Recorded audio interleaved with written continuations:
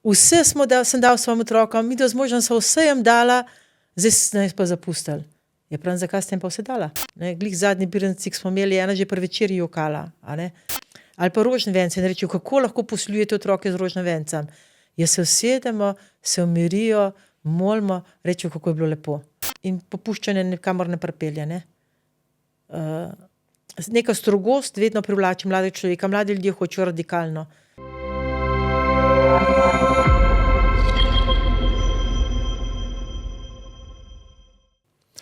Spoštovane gledalke, dragi gledalci, dobrodošli znova pri Slovenskem času, kjer tokrat gostimo sestro Rebeko Kenda, sestro, članico reda šolskih sester Frančiška Kristusa Kralja, ki že 34 let pripravlja tedne duhovnosti za mlade, ki jih je poimenovala Eden.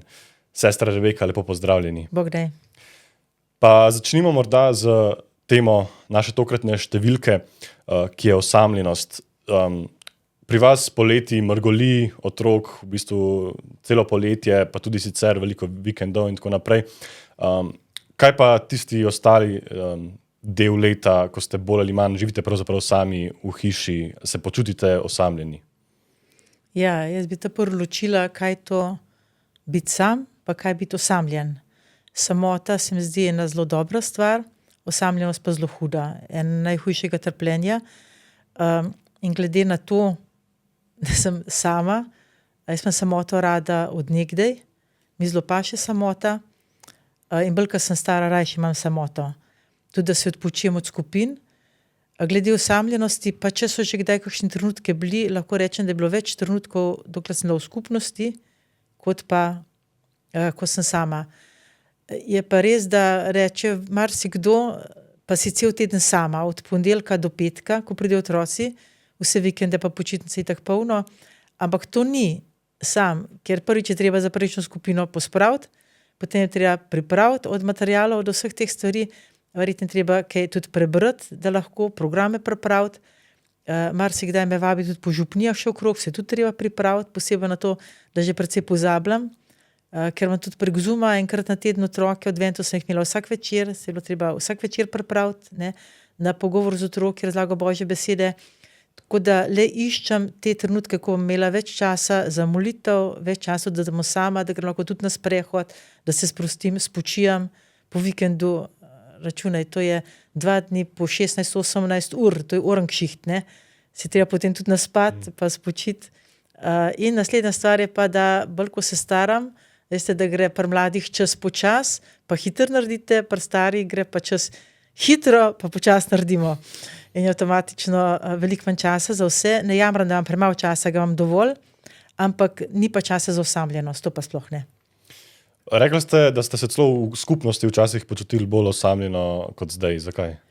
Ja, ker če se ne počutiš sprejetega, ali pa da si obkrožen z ljudmi, ker nisi zaželen, ali pa te da podignoriraj, to je potem prenese občutek osamljenosti, ne samota taka. Ko si pa sam, pa itak veš, da ni človeka zraven in se tudi lažje potem in z Bogom oseben stik navežeš. Zame je pravzaprav rešitev, čisto osebnostno ali pa za duhovno življenje. Prvo leto, ko sem bila sama v Kanjem Dolu, ko ni bilo ne telefona, ne interneta, ne pošte, ne ničesar, 6 mesecev, tudi splužena cesta ni bila. Takrat sem res oseben odnos do Boga zelo poglobila. In zato sem potem tudi prosila naprej, če lahko podaljšam. Zdaj veliko govorimo o osamljenosti v zadnjem času, sploh v kontekstu starejših, ki recimo so brez nekih potomcev, ki bi skrbeli zanje ali pa se družili z njimi in tako naprej. Kako pa lahko oni živijo to samoto na nek rodoviten način, tako da se ne zapadajo v to osamljenost? Ja, jaz pri takih stvarih ponovadi premišljam, kako Jezus. Najprej kako on sam. On sam se je umikal v samoto, recimo pred nje šel oznanjevati, 40 dni je bil sam, pa ni bil osamljen. In takrat, ko je človek sam, mogoče tukaj ni v kontekstu vprašanja, ampak to je čisto hudičeva finta. Najprej človeka osami, da je sam, in takrat recimo se človek še naveže na Boga, molitev, ta osebni odnos, in če hudič uspe še drugo stvar, kar je tudi pri Jezusu poskusil, ga utrgati od Boga, potem je šahmat, takrat je človeka uničil. Tudi vsi puščavniki so se umikali in vemo, koliko je teh pa je napadov hudega duha bilo. No, potem Jezus večkrat se umika stalno, celo noč je prečil v molitvi, se omaknil samoto za pogovor z očetom, ker če tega ni, tudi ne morem med ljudi iti. Šele, ko se veliko družim z Bogom, sem pripravljena iti med ljudi. Ali pa Zaheja, ne? Ali to je že potem, ja, kako je druge spravo iz te osamljenosti. Timo, Jezus potlej sam gre v Getsemani, še 3 ure tam sam, in ko je pa to trpljenje pride, Jezus je rekel, sprejmem oče, tvoja volja naj se zgodi, in ni jamaral nad ničemer. Ma ko je na križu bil sam, pa je rekel, ne, moj Bog, zakaj si me zapustil, ne? Kot da je osamljenost najhujša oblika trpljenja, ko si tudi od Boga zapuščen. To je tista grozna stiska, ne, agonija. Zdaj pa, kako je pa Jezus z drugimi delom, ki so bili osamljeni, ni pa najbolj ven štrli ta primer Samarijanke. Ne? Ona je bila popolnoma osamljena, če je opoldne hodila, da se je izognila ljudem gor v hodnjaku, in je ni takoj na njeno rano pritisnil, ampak je on prosil, a ne, daj mi piti, kot da Jezus bi se lahko kadarkoli tisto vodo pričaral, a ne, ali pa čudež naredil, pa karkoli bi že nekaj dobil, da bi zajel. Ampak a ne, prosi drugega, ki je osamljen, velikokrat ravno to potrebujejo, da mi njega potrebujemo. A ne, jaz tebe rabim. In če ti osamljeni ljudje to skapirajo, drugi mene rabijo, bo ven zlezel iz tega svojega egoizma. Ampak da je ta Samarijanka prestopila ta prag, ko je povedal resnico o njej. In ona je bila toliko ponižna, da je sprejela resnico. Res nima moža, ne? To niso moji. In takrat se je odprla in šla ljudem povedati. A nekakšen preobrat. Prej se je skrivala, potem gre pa dol med ljudi. In je bilo konc z osamljenostjo. Ali pa recimo ta Zahej, sicer ne pokaže, da pa ni bil več osamljen, ampak konc je toliko skrival, zakaj ni šel na kakšno teraso Jezusa gledati. Verjetno ga ljudje niso marali. A ne? Zato je mogel revež plezati na drevo, da bi ga videl. In Jezus mu tudi pove, jaz te rabim. Pri tebi moram prespati. Ne? Ljubezen ga izsila, da pri njemu prespi. In Zahej potem takoj se odpre, bom razdelil, a ne? Bom dal drugim. To, kar glih obratno, kot sem zdaj delal, je spoznal svojo grešnost in to. In to se zdi glih v veri ta čudovita stvar, ko ima možnost povedi, možnost, a ne, priznati svoje grehe, spoznati resnico v sebi in potem je konc z osamljenostjo se odprem. Zdaj pa, če gremo k tem starim, jaz na stare ljudi toliko ne spoznam, a ne, se bolj na otroke, sem več z njimi, ampak se zdi, da velikokrat so sami krivi. Kolikrat meni rečejo kakšni stari ljudje, vse sem dal svojim otrokom, mi da z možem so vse jim dala, zdaj sem jaz pa zapustili. Je pravim, zakaj ste jim pa vse dala? Dala ste jim vse, oropala ste jih pa najpomembnejše stvari, hvaležnosti. Ker če nekomu dajem vse, kar si smisel, ali pa preden si sploh zmisel, ne bo nikoli hvaležen za te stvari. Če pa otrok čaka, moleduje, prosi, potem bo pa za stvar hvaležen in bo staršem hvaležen in ne bo pustil samih na starost. In danes mislim, da je veliko tega problema pri starih. Ne? Pri otrocih so pa drugi problemi. No, se morda, če greva potem malo na mlade, tudi otroke, se pa zdi ravno to, da se težko umaknejo v samoto, ker so neprenehoma v bistvu obkroženi tako ali z ljudmi, ali pa še bolj tudi preko telefonov, tehnologije, a ne strani nekih informacij, novosti, ves čas v bistvu nekih virtualnih ljudi, osebnosti, influencerjev in tako naprej. Kako pa se naj oni umaknejo v samoto, oziroma kaj to sploh pomeni potem za mlajše generacije? Ja, zdaj, če primerjamo zdaj to osamljenost ali pa samoto, s tem, ko Jezus govori o neporočenosti, verjetno, ker oboje drži enako, prav eni so taki od rojstva. A ne? Že po naravi človek tak, ali mlad, ali otrok, da se ne zna vključiti. Drugo je vzgoja, ne? Če ga vzgajam za to, če od malega dajo starši otroku možnost, da je sam, da ne kar naprej ga bombardirajo z igračem, z dejavnostmi, za vem čem, ampak da zna tudi mu daj dolg čas, da je kdaj osamljen, da ga peljejo v cerkev, ko je tišina, da ga peljejo v naravo, pa da se lahko v naravi sam igra, bo veliko lažji poje te stvari. Tretja stvar je pa, če se odloči zaradi Boga. Ne? In danes vidim, recimo, ko otroci k nam prihajajo, to so v glavnem otroci iz velikih družin, ki na srečo starši nimajo toliko časa, da bi jih toliko bombardirali, pa tudi ne morejo se vsem toliko posvetiti. In ti otroci se znajo igrati, se znajo družiti, jim ni noben problem. Niso nikoli osamljeni. potem pridejo recimo pri birmancih kakšni, a še edinček, to je najhujša krivica, ki se otroku lahko zgodi, a ne? Pa vsa pozornost na njega in potem nima svojega prijatelja sabo in sploh se ne zna ne zaposliti, ne igrati, samo ker je skupenega usmerjenega, ne, glih zadnji birmanci, ki smo imeli, ena že pri večerji jokala, a ne? Edinkica, 9. razred, nima svoje najboljše prijateljice zraven, a ne? Ja, čakaj, a ne? No, v nedeljo se je že smejala, smo pogruntali, kaj. In največji problem pa verjetno tele, ki niso pristni odnosi prek telefonov, ker to ni pristni odnos, ne? Ampak se s tem izogne pristnemu odnosu.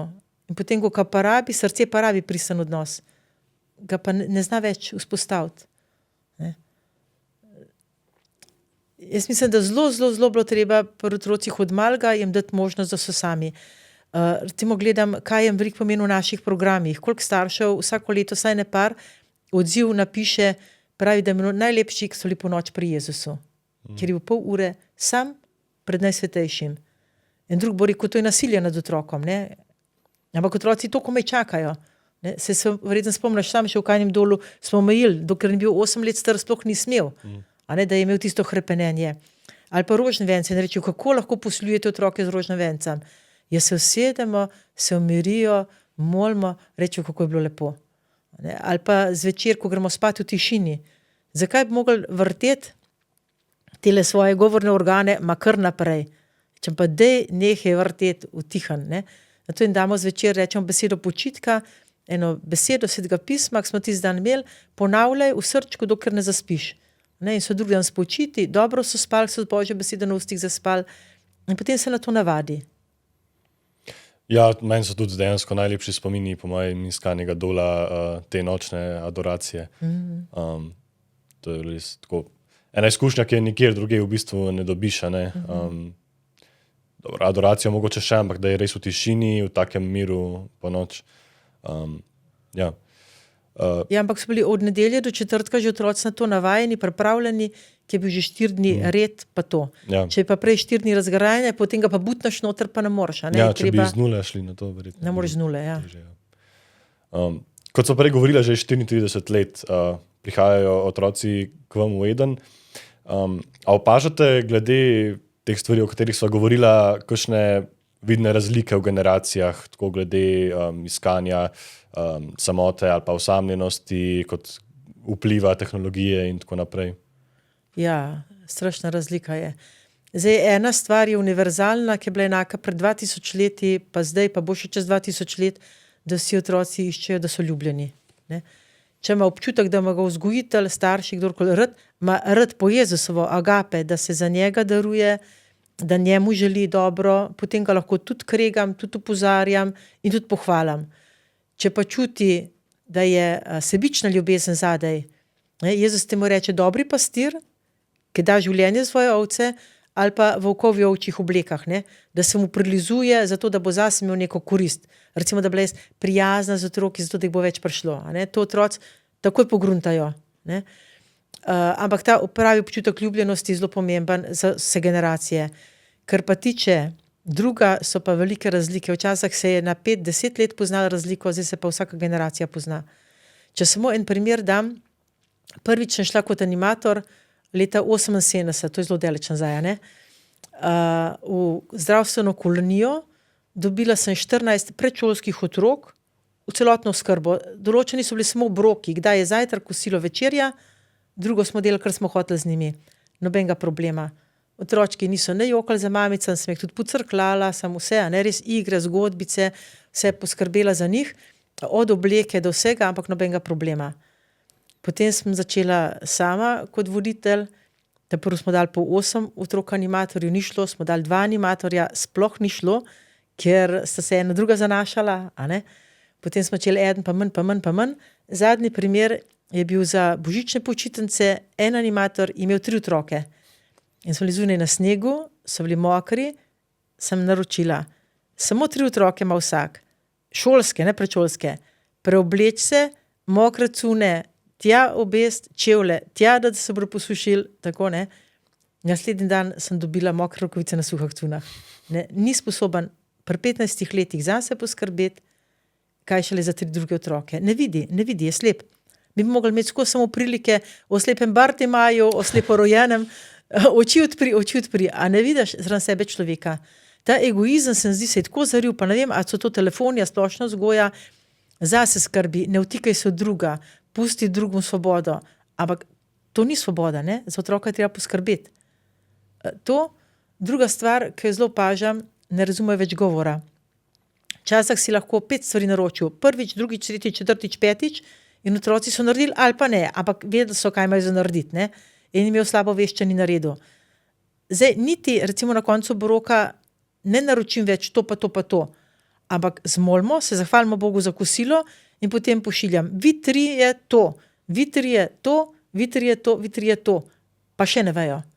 Recimo tudi zadnji iz božičnih počitnic, zdaj le greste vsi na stranišče, da ne boste potem noter letali, preobujete se za v sneg, bunde, kape in se greste na sneg igrati. In potem grejo in pride animator do mene pa reče, a obujejo čevlje, a krokse. A ješ, za na sneg. Dej uporabljaj svojo glavo in nimaš za okras, ne. To zelo pogrešam, da svojo glavo mislili, to in kar naprej. Dej, možgane imaš za to, da misliš, ne za okras, svojo glavo misli, ne da ti moramo vse reči. Ne? Pa so zelo pridni, se trudijo, da bi ugodali, pa rečem, ne se trudi, da meni ugodaš. Zase glej, da boš ti zrasel. To izredno si želijo ugajati. Ne? On ne razmišlja, kaj treba narediti, ampak kaj narediti, da ga bom pohvalila. To, potem pa še glede slovenščine, ta nepismenost, to mene pa žre. In kako jim pomagati, zdaj, ko jim razlagam stvari, zelo besede, ne? Osnovnih besed več ne razumejo, Svetega pisma pa sploh ne, ker ne ve več, kaj je ovca, kaj je pastir, kaj, a ne, te stvari so itak. Zdaj, pri nekih birmancih sem videla, zakaj toliko razlagam te darove Svetega duha, pa ne kapirajo, pa je enak program za vse. Potem je pa le enkrat eden vprašal, ko smo imeli dar sveta in jih učim, Bog mi svetuje, kaj ne naredim v konkretni situaciji. Pa je rekel, kaj to pomeni konkretna situacija? A ne? Teh osnovnih besed več ne razumejo in potem mi govorimo kar neki. To sem začela sistematično besede. In tudi, če ga vprašam, rečem, recimo, a ste razumeli, kar sem povedala? Vse rečejo, ja. Rečem, kaj pomeni to? A ne? Tako da zelo gremo na preprosto besede, kaj pomeni in te iz praktičnega življenja. Imam pa en problem, včasih sem zelo veliko primerov govorila iz vsakdanjega življenja, ampak Slovenija je tako majhna, da takoj nekdo, čeprav ne povem poimensko, takoj najdejo, o tem je govorila, ne?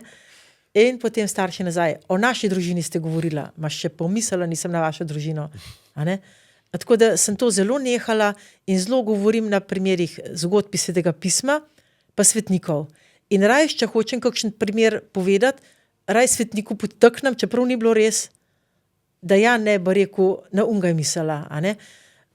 In zelo veliko mi pomeni, če poznam situacijo družinsko od otrok, kje ima otrok problem, da lahko potem tudi v zgodbo vtaknem njegov problem, čeprav njega ne imenujem, ampak otroci poslušajo in vidi, ne?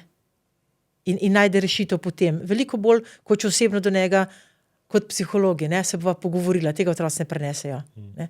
Takoj se čuti ogroženega, z mano delajo, z mano manipulirajo, ne? Če pa tako, da od odzadaj sliš, kot je Jezus zgodbe pripovedal od zadaj, kdor je slišal. Kaj pa recimo glede pozornosti, koncentracije? Se mi zdi, da je bila to tudi ena zanimiva stvar vedno na tednih, da ko ste vi prišli za kakšno katehezo ali pa, ne vem, z pač pesmimi, igrami, pa zvečer zgodbo o svetniku, pa tako naprej, da ste res znali pozornost pridobiti in jo obdržati za tisti čas. A se vam zdi, da se tudi glede tega neka sposobnost koncentracije zmanjšuje ali spreminja, ali kako jo vam uspe pridobiti, recimo? To mislim, da je en velik božji dar. Mogoče malo od tega, ki je bil oče igralec in nam je ogromno bral, pa prepovedoval zgodbe, da sem to majhen tudi podedvala. A ne? Drugo pa je, ker prepovedujem zelo preprosto, pa življenjsko, se pa tudi jaz učim, a ne? Z leti. Res sem imela včasih zelo dober spomin, da sem si ogromno zgodb zapomnila, še zdaj kdaj rečejo, kako vse zgodbe veste, ne od svetnikov, ampak zdaj moram še enkrat iti brati. Ne? Ker zdaj verjam, moram sprot brati, zdaj pozabim, za nazaj še vem, kratkoročni spomin je že šel. Ampak ravno ta preprostost jih otroke pritegne pa življenjskost. S tem nisem imela nikoli težav. Ne prvi roku, ne to, poslušali so vedno otroci in vem, da sem vse, dokler sem še veruko učila, ker sem jim hotela sporočiti, nauk, nikoli nauka posebej, ampak vse svetopisemsko zgodbo. A ne, David, Jožef, to so take zgodbe, Samson in se da vse noter vključiti. Tako da sem včasih jim tudi kar 40 minut prepovedovala in so 40 minut. In ta koncentracija je, za zgodbe je. Mene je zelo presenetilo in kot birmanci, veš, da so lahko problematični, pa sem zvečer pohvalila, sem rekla, ker se tako lepo sodelovali, pa dan zvečer lahko delamo, kar želite. In kaj so rekli? Sestre, prepodujte nam. Ne? Željni so poslušati, željni so. Ne? In mislim, da ravno to zgodbe svetnikov, zakaj bi mi neke neumne zgodbe dajali, zelo vse privlečene, če lahko je življenjski zgled, pa svetopismo. Ma toliko zgodb Jezus, da ni, ne? Mogoče, če greva še za trenutek nazaj k tej temi samote, pa jo poveževa z odnosi in tako naprej. Nekako se zdi, da v času, ko je vedno manj vernikov tudi po župnijah, ko se župnije mnoge zapirajo ali pa združujejo in tako naprej, da tudi mnogi izgubljajo še tisto zadnjo skupnost, ki so jo imeli kot družine ali pa posamezniki in je bila nekaj več, ne? Dobro, družina, prijatelji, ampak župnija je pa res tista, kjer načeloma lahko vsak župljan najde nek pristen odnos, ki je nekaj več kot samo ti pogodbeni odnosi v svetu, včasih tudi v službi in tako naprej. Kako ugraditi neke take nove povezane krščanske skupnosti danes? Ja, to sem verjetno ta zadnja, imam pravico o tem govoriti, ker recimo to, kar jaz delam, je 100-krat lažje kot v župniji, ker pridejo tisti, ki želijo. In če se kjermu zamerim, ga pač ne bo več. Ne? V župniji, pa če se župnik zamer, mu pa lahko sprav, vemo, kaj pa obrekovanje naredijo. Ne? Gor pa še kar naprej fotožijo. Zdaj, ena modrost, spet je to, enam je dano, da znajo, enam ne. Mislim pa, da je velika, tukaj se pa upam reči, če hoče biti nekdo, ko se reče temu, privlačen, všečen, to je konc. Mi imamo evangelij, imamo Jezusa, imamo zakramente in tega nima nihče na svetu, samo cerkev ima. In če bomo to dali ljudem, bodo prišli tudi, če bo v začetku mogoče vsip. Ampak tisti, ki bodo hoteli, pa bojo in bodo najdli. Pa ena odprtost do ljudi, ne? Da če ljudje pridejo z idejo, pa tudi to, kar je bilo pri Samarijanki, ne? Prosati ljudi. Vidim, da ti bi lahko, a bi. Ko tudi naši rečejo, ne? Če osebno pokličeš, če mi bo sestra prosila, pa bom. Ker nekaj pomeni tisti osebno povabilo, in ljudje se počutijo ponosne, če ga prosiš, ampak pa jim pa treba tudi proste roke pustiti. Hkrati pa pazi, da ne gre izven. Ko se so zgodbe v župniku poslušam, tudi taki res fajn župniki, pa ti prav joka, kaj so mu recimo pa oratorij mladinci naredila, iz oratorija naredili žur, pa te stvari, pa se ne čuti, da bi red naredil. Ni tako enostavno, no? Kakor pa tukaj pridejo res tisti, ki hočejo. Eno pa sigurno držati se to, kar je naše. Evangelij, to. Recimo, zdaj sem gledala, zakaj zbanaliziramo Božič, advent. A so adventni venčki zato, da jih blagoslovimo, pa da je okras hiši, a zato, da ob njih molimo. Koliko si o tem govorili, da se družina poveže. Božič, a so jaslice zato, da gledamo okrog jaslice, a ne pa da hodimo na žive jaslice, pa nekakšne jaslice, a da se družina poveže ob molitvi. Tukaj je tudi primer, ko se lahko družina v tišini, v jaslicah gledamo, smo tiho. Pojemo, družina poje, tudi če fušamo, nič hudega. Ampak božične pesmi. Pa magaro posnetku, če res noben ne zna pet. Ma otroci ful radi pojejo. Tukaj se mislim, glih božični prazniki so priložnost za to, da se družina poveže in tudi župnija poveže. In ne samo te zunanjosti, pa ta blagoslov, pa blagoslov, pa tretji blagoslov, ampak pridimo skupaj, ne?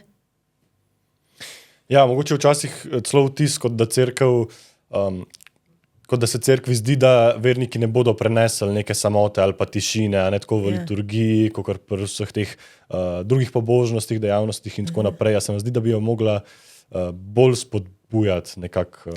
Ja, ljudje to želijo, čakajo. Ljudje to želijo in čakajo. Pa tudi, če bojijo se, mislim, da se župniki zelo bojijo, da bo osip, ne? Ma osip je itak. Vsi smo kristjani za sol. Ampak tisti, ki bojo pa in bodo druge potegnili zraven, ne? Les jih nikoli ne vabim, a ne, kar pridejo. Zato, ker je resno. Tisti, ki hoče. Je pa res pritisk, ne? Za duhovniki ni tako enostavno. Ok, mogoče greva še na kakšne elemente, ki nekako gradijo eden tedne duhovnosti. Pa običajno je red ena taka prva stvar, ob katero se ljudje obregnejo, pa razne mogoče na vides minorne pač pravila in tako naprej.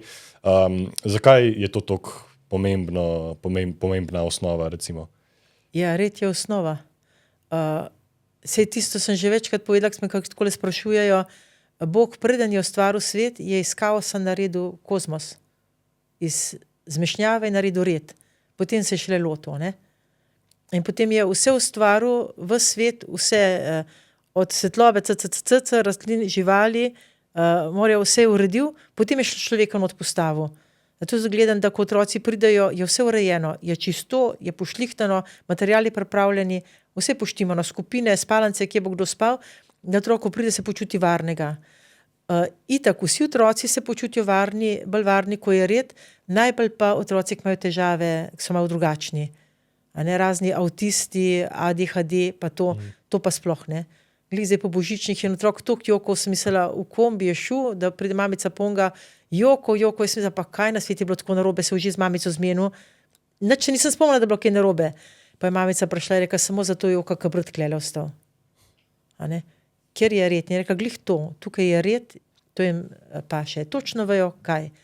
Kako se obnašati pri mizi, kako se to obnašati. Iznotraj tega reda, pa potem ustvarjalnost. A ne? Pa se spodbuja ustvarjalnost. Ampak če ni, ogrodje mora biti, potem pa znotraj ustvarjalnost. Če pa ni ogrodja, pa ni ustvarjalnosti. Ne? In mislim, da je tudi tukaj danes problem, da ni umetnosti toliko ustvarjalnosti, a ne? Da je kar rekel, ne bom zdaj rekla kakšne slabe besede. A ne? Ker ta prvo se mora zarisati, naučiti ravne črte vleči. Potem bo pa naprej lahko. In tukaj se res otroci dobro počutijo. Pojem pa pustim animatorjem, voditeljem, ampak ker se zmenimo, tako pa je. Veliko imate stika, seveda, potem tudi starši, a ne? A vidite kakšne konkretne stvari, ki jih delajo starši v tistih družinah, kjer so otroci že navajeni reda, ko pridejo, pa jim je to nekako naravno, tudi zaradi tega dobro funkcionirajo in tako naprej? Ja, taki pridejo, ker je že doma red, in taki, kjer starši želijo, da bi se naučil reda, pa doma niso sposobni tega ustvariti. Kdor pa ne želi, tega pa ne pride. A ne? In so starši zelo hvaležni, saj tako, ko dobim odmeve, verjetno se tudi marsikdo jezi, ampak tega pa več ni. A ne? Zelo hvaležni za te kateheze, ki jih imamo na začetku, ko te stvari preprosto razložim, vedno v Božji besedi. Ali pa zdaj sem imela cel advent, vsak večer Zoom, večerno molitev, te adventne pesmi, potem devetdnevnica, ki je bila, pa dnevni evangelij. Pred ekranom je bilo samo ene par staršev, a ne? Da so bili res cela družina, ali oče ali mamica, večino so pa starši zadaj poslušali, ne? So nekaj delali, pa poslušali, kako sem ugotovila, če so starši zadaj, sem rekla na koncu, no, zdaj pa še starše pogrižajte, pa so se videli na ekranu, ne? Da grejo do staršev, ali pa sem kaj vprašala, pa je mamica zadaj mu rekla, tiho bod. Pa tako, da sem videla, da so zraven in tudi staršem veliko pomeni, da te stvari slišijo. Večkrat rečejo, zdaj šele razumem, ki je nekdo otrokom preprosto povedal, od težkih razlag nimajo nič, ne? In so res zelo hvaležni, no? Ker v glavnem so starši v stiski, si želijo, pa v zmeri tega sveta ne vejo kako. Kaj pa so pa konkretne stvari, ki jih ta red vključuje, ki ne bi bil recimo v družinah ali pa ki je pri vas? Skupna miza prvo. Ker hrana je prvo, sploh te 3 stvari, ki rečemo, da so 3 svetišča v družini. Družinska miza, ki se ne leta okrog, ampak se prosi za blagoslov, poje, se ostane. Zdaj, recimo, če k nam družine pridejo, ki bi starši radi več klepetali, tudi rečem, dajmo se zahvaliti Bogu, da otroci lahko grejo, vi pa naprej sedite. Zato, da imajo otroci pravico od mize iti. Druga stvar je oltar v župniji ali pa doma molitveni kotiček, ki se ga spoštuje, in pa zakonska postelja. Nima otrok, ki je po zakonski postelji skakati. To so tiste 3 osnove, ne? Da se spoštuje spoštovanje in potem bo lahko tudi starše pa druge ljudi spoštoval, če tega ni, ne? Recimo Peterson pravi v svoji knjigi, da je prvo, da otrok, ne samo otrok, vsak zjutraj poslo postele. Prav, če ne znaš zjutraj, ki si vstal svoje posle poslati, je konc, ne? Je kaos. In se kar s tem strinjam. Ja, to tudi mi zahtevamo, da tudi spalne vreče lepo razgrnejo in potovalko, da ima pospravljeno. Miza so osebne stvari. In to jim tudi za življenje pa je najbolj koristi. Jaz občudujem danes vse mlade, ki še skupaj ostanejo v zakonu, da se ne ločijo, ker če prideta skupaj žena, ki nič ne zna praktičnih vsakdanjih stvari, moški ne zna praktičnih stvari, je kaj pa je, ko prideta skupaj. Otroke pa je porivata starim staršem, doma je kaos, se nihče dobro ne počuti. Kdo se dobro počuti umazanem? Kdo se dobro počuti, če je slabo kosilo? Če je kar nametano nekaj? Vsi se dobro počutimo v urejenih stvareh. In to nas povezuje tudi. Kaj pa je vam osebno v bistvu vzgojil ta red ali pa zavedanje o pomenu njega? Pri nas doma starši sami niso imeli reda, takega glede pospravljanja pa to. So zelo zahtevali od naja sestro in sestro so hitro pogruntale, ker so ne zelo, zelo zaposlovali, ogromno dela, njih je bilo doma, ampak mama je dala seznam, kaj mora biti in ki je prišla, je mogel biti narejen. In so hitro pogruntale, da če imava red, hitro narediva in ima potem čas zase za stvari, ki jih starši sploh ne vejo, da jih počneva. Da sem imela tudi zase nekaj, ne samo za ono. Drugo naprej je bil potem, imeli pa zelo nemški red, glede vstajanja pa tega. Oče je to držal, zgleda, da je bil sam toliko nesiguren v sebi, zaradi težke preteklosti, da je potreboval on to. Med tednom 6:30 sem ga zbujala, prvo je bilo obratno, smo otroci skrbeli za starše, ne? Starši za otroke, ob nedeljah ob 7:00. In to je meni tudi pomagalo, da recimo, če oče ni pred 6:30 vstal, dokler nisem zbudila v nedeljo ob 7:00, sem do takrat lahko imela svoje stvari, ki jih on ni pustil. Boš rekel, si starče golfala. Ampak jaz sem lahko šla v nedeljo ob 6:00 maš, sem orglala, 7 let ni vedel, da orglam. Ker sem prišla od maše, zajtrk pripravila, oče, ura je 7, zajtrk je na mizi. In se dala, naslednja stvar je bil pa župnik pri mladinskem veruku, ki je bil strikten. Ne? In tam sem se počutila varno. Ne? Ker sem točno vedela, kaj želi, česa ne želi, nič mi ni bilo hudo, če me tudi nadrl, mogoče tudi zato sem na otroke naprej tako. Varnost sem sama imela, v zmedi, ki je bila doma, ne vera pa to, da sem tudi varnost dobila v redu. In tudi otroke zato razumem. Ne? Kako ste pa sploh do vere potem prišli v tem ozračju? To je pa čist božji dar. Pravim, kam prišla v nebe, sem videla, kdo vse je molil. Jaz sem vedela od malega, se to sem že večkrat povedala, da Bog je, ker oče, sem rekla, ne je pravice prepodval, se vedno smejo pri čarovnicah, palčkah, pa to, nikoli ni. Ko sta se pa z mamo kregala glede vere, pa Boga je pa kričal ko zmešan. In jaz sem kot 4-letni otrok vedela, Bog je, ker se ga oče tako boji, da kriči, in Bog je večji od mojega očeta. To mi je dalo trdno vero. Drugo, kar je bilo, doma je bila vedno tišina, tako da sem zelo hvaležna za ta red pa mir. Sem pa zelo rada uhajala, preden sem k veruku hodila v cerkev, smo bili zelo blizu cerkve, in če sem prišla iz šole domov, pa je bilo še vse zaklenjeno, nikogar, sem ušla v cerkev. In tam mi je bilo ta tišina, duh po kadilu, poslikano. Včasih smo šli tudi z mamo k maši, so na kor peli, jaz mislim, da oni angelčki gor pojejo, glasba mi je bila, doma ni bilo nobene glasbe, ne bila vedno tišina, glasba me je v cerkvi zelo privlačila. In potem sva šla 1 leto k veruku, zato da so lahko šli k zakramentom, dok je oče popustil. Mi je tudi to vse, kar je tista redovnica učila, meni je bilo to, nisem nič razumela, ampak to mi je bilo nekaj to, to. Sem pa že v 2. razredu prvič slišala Jesusov glas in sem vedela, da Bog ima čisto drugo logiko kot ljudje. In da če se na kaj uprem, se na Boga uprem, ne na ljudi. Ne, to mi je bilo zelo. Mogoče, ker ste redovnica, še kakšno besedo o samostanskih skupnostih danes. V bistvu me zanima, pač v času, ko skoraj vse doživljajo nek osip, razen seveda kakšnih izjem, kaj se vam zdi tisto, kar obdrži neko tako skupnost živo? No, si sam omenil, kje ni osipa? Pri Klarisah, ker je red, ne? Mislim, da se ravno tako kot v župnijah preveč, pa povsod, pa v šolah, pa povsod bojijo osipa in zato popuščajo. In popuščanje nikamor ne pripelje, ne? Neka strogost vedno privlači mladega človeka. Mladi ljudje hočejo radikalno. In če bi več zahtevali od njih bolj radikalno, bi se tudi napolnili samostani, za moje pojme. Mogoče ima Bog druge načrte, druge oblike, drugače. Sigurno pa ni zdaj eni mladi deklici, da bi k nam prišla privlačno, če je povprečna starost, ne vem, 70 let, umirajo, najmlajša ima 34 let, za njo starina, fosil, ni privlačno, ne.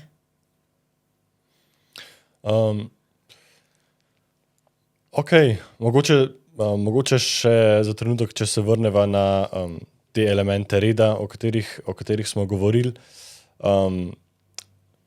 To glede hrane so že precej razložila. Kaj pa recimo oblačenje? To se mi zdi, da je tudi ena taka stvar, ob katero se mnogi obregnejo v Ednu, pa vztrajate pri njej kot enem takem zelo pomembnem, vidnem elementu. Ja, absolutno. Rokavi, ne pustimo brez rokav, lase spete pri deklicah, dostojne hlače, da ne kažejo spodnjic, da ne kažejo hrbtov, popkov, ampak to že vnaprej povemo. Če sprejme, drugače gre pa drugam, vse ima druge možnosti, alternativo, in staršem tudi napišemo za v nedeljo, da prinesijo sabo lepšo obleko.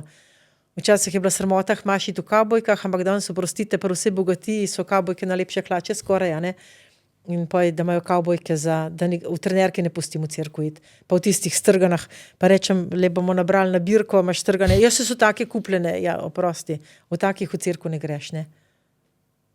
Odprtjem ustrajam. Eno spoštovanje, če imajo denar za kolesarsko opremo, če imajo denar za planinsko opremo, za plavalno opremo, za vse mora biti neka posebna oprema, pa za aerobiko, pa ne vem kaj vse, za v cerkev bodo pa trenirke. Za Boga. Halo? In tudi pa rečemo, Boga ne spoštujejo. Ja, se ga ne more. Če na zunaj moram pokazati, ne? Se pa spomnim, da sem sama kot otrok enkrat vprašala očeta, zakaj moramo za gledališče biti lepše oblečeni, ne? Je samo znoro nad mano, ni povedal zakaj, ne? Ampak sem videla, da je tako neumno vprašanje, da mi sploh ne odgovori, ne? Da že v gledališče spoštovanje pokažem. Se tudi greš punci lepo oblečen, pa zdaj se lepo obleko, ne? Moraš drugače, ne? Če nekoga spoštujem, ne bom prišel tako. Ne? Pa na obisk se lepo oblečem. Se pa to nažalost zgublja. Mogoče potem se čisto za konec,